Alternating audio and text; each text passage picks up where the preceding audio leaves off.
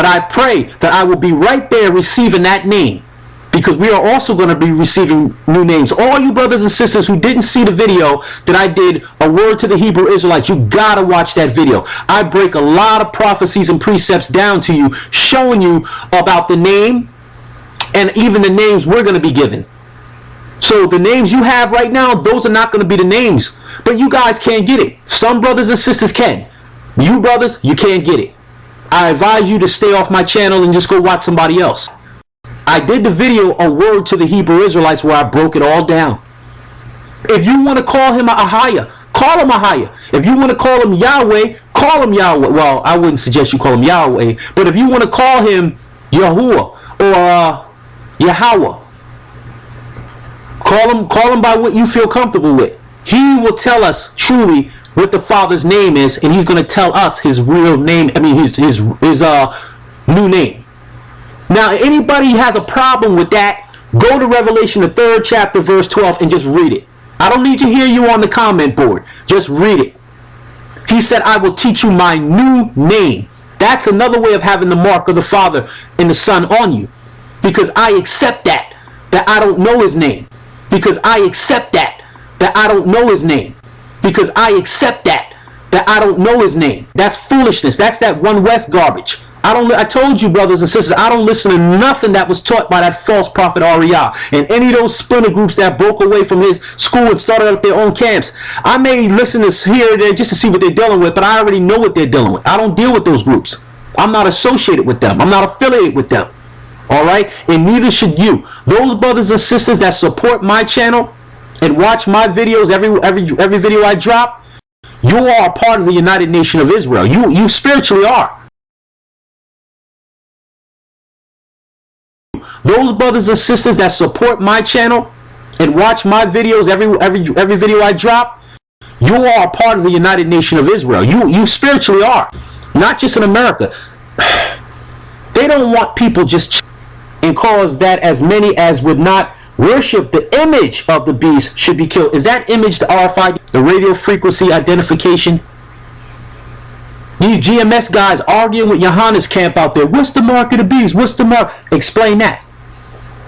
Do a video and explain what the image is. Is that image, is that the, I'm not disagreeing with you guys about the, but when it says that image is a replica of the philosophies of what this man will place upon the people's minds. Like his words, and they were supposed to bind them upon your hand and in your forehead. That's where you have the knowledge, the wisdom, knowledge, and understanding of the Most High on you, in your forehead and in your hand.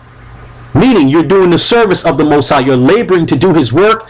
Antichrist, under satanic authority and under satanic majesty, will place a mark upon those that will show their loyalty to him. And those that will not inherit to this image or the mark will be destroyed in their foreheads. Could the right hand be the chip? Possibly. They want the, what will be his name? Numerically, his name will add up.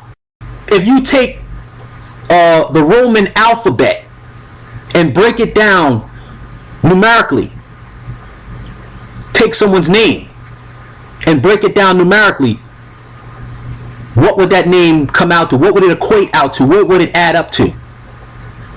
So that's another aspect of the mark also. See, these guys ain't touching that. Let's look at it again. And that no man might buy or sell save he that had the mark, right? He that had the mark, or the name of the beast, or the number of his name. Why don't these guys read that? I want to give all the praises and the honor to Yahweh Bahashem, Yahweh Shai Bahashem, Recha Ha Kodash, and double honors to the elder apostles and bishops of Great Millstone. Honors as well to you, brethren, your other elders and brethren, you supporters of the faith. Shalom to the hopefully elect. Shalom. I want to touch on this video, this strange kind of video that is kind of confusing. His video channel is True Message of Christ 7. So it seems like he's a spinoff of GLCC and a possible spinoff of IUIC or a spinoff of both. And he left the truth, or he's adapted to some of the beliefs of the truth and then say he doesn't believe in High Priest Ariah's teaching. One way or another, a lot of these guys who follow any sort of this doctrine is a part or have followed a portion of the One West doctrine, period. Can't get around it.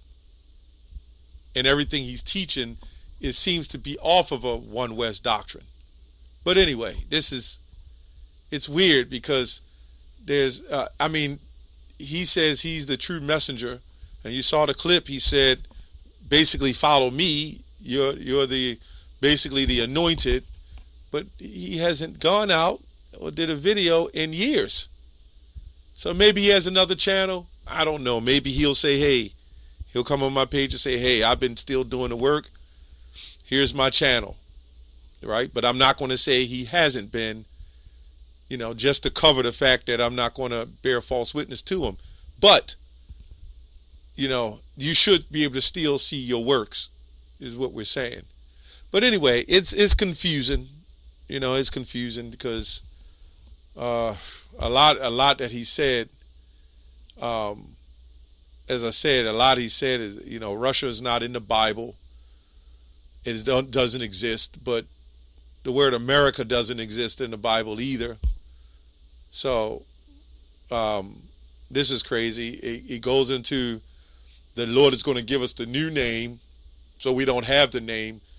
So I'm like, I have siblings or I have sons, if I have sons and daughters or whatever the case, and I say, well, sons, I'm changing my name in 5 years. I'm going to give y'all a new name. So the question is, do you still throw out the old name?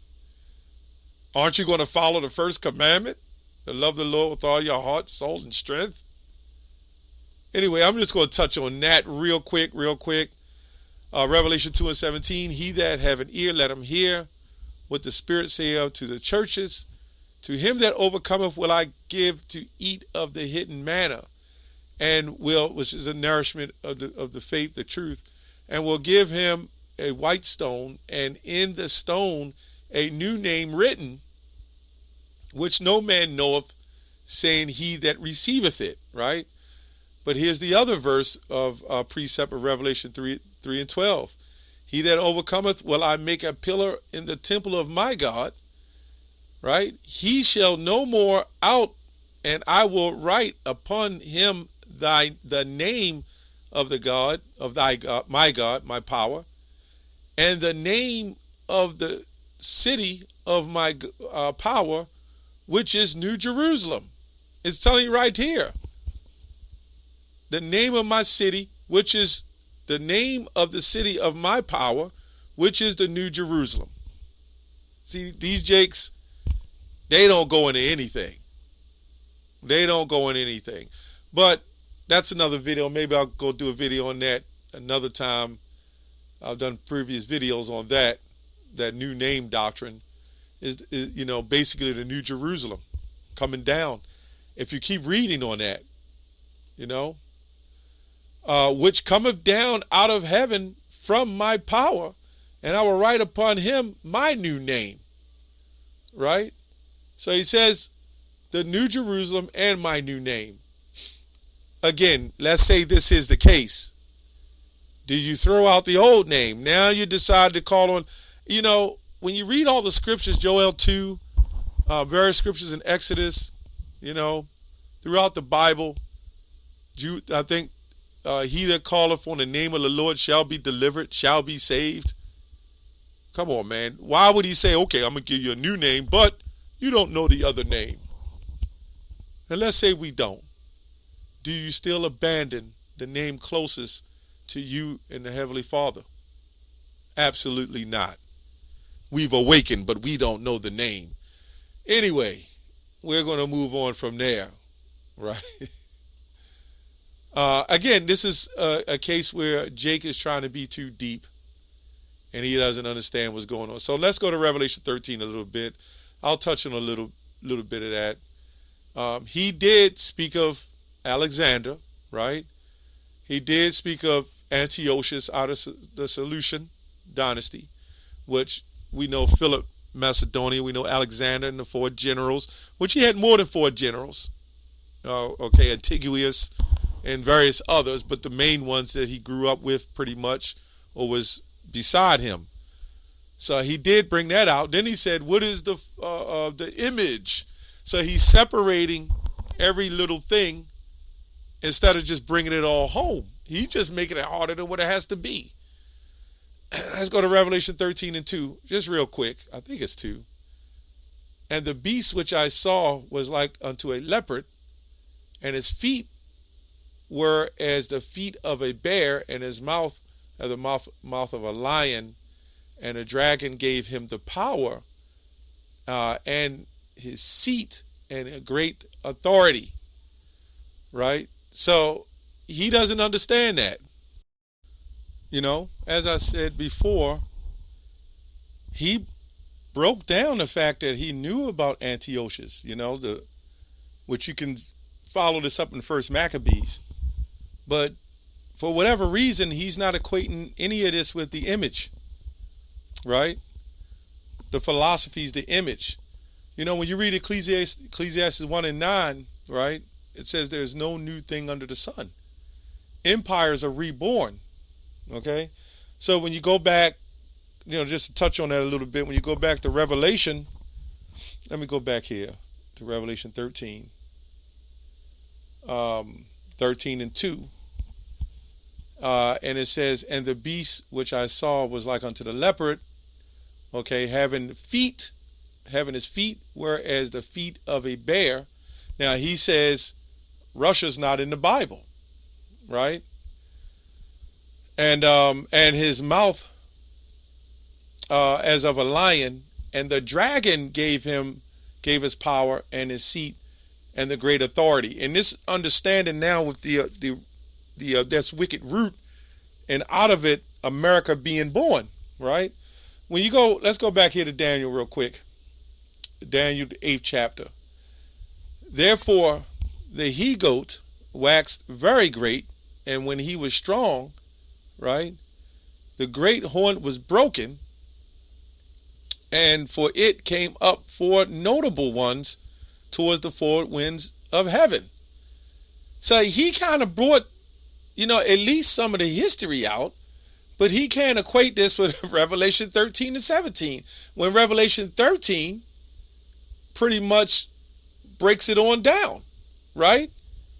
It pretty much goes into Alexander, the Greek Empire, right? The Russians, right? Great Britain, America, the system, the image of this that empire, right? And out of the one of them came forth a little horn which waxed exceeding great towards the south and towards the east and towards the pleasant land, right? So when you go down here to verse 20, I think it's 21 or 20, and the ram which thou sawest having 2 horns are the kings of the Medes and Persia, right? So when you equate all this history with Daniel, the book of Daniel, when you go into the book of Revelation, right, the Maccabees, the book of the Maccabees, you can see all this history. Now, everything written aforetime is for our learning today. So we need to see this to understand how the prophecy actually works, right? So when you go down here, let me get the NLT on this, Romans 14:5. In the same way, some think one day is more holy than another, while others think every day is alike. You should each be fully convinced that whichever day you choose is acceptable, which it says, let every man be fully persuaded in his own mind, right? So this man is not fully persuaded. He goes into the MOTB, and he says, it could be, possibly, he's just lost. Timothy 6:3. If any man teach otherwise and consent not to the wholesome words, even the words of our Lord Yahushua, and to the doctrine which according to godliness, right? The scriptures speak of sound doctrine, which means without error or mixture. Now, again, he says he doesn't believe in anything Ariah said, High Priest Ariah says. He don't believe in any of the One West doctrine, but he's pretty much stirred up the One West doctrine into Christianity in some other form of doctrines, and he made up for himself and said, look, people, follow me. You know, I'm going to go to a little bit of commentary real quick. I want to get to the point. He said, well, you never touched on why I say or this or that. First of all, this can turn into a totally different video, which I'll try to make this quick. Let's read Revelation 13 and 17. He's just making everything harder, and that no man might buy or sell save he that had the mark or the name of the beast or the number of his name. So it says, have the mark or the name of the beast or the number of his name, right? So let's go into a little commentary. First of all, I'm not going to make this video so much he understands what that word means. So I'm not going to go into that so much.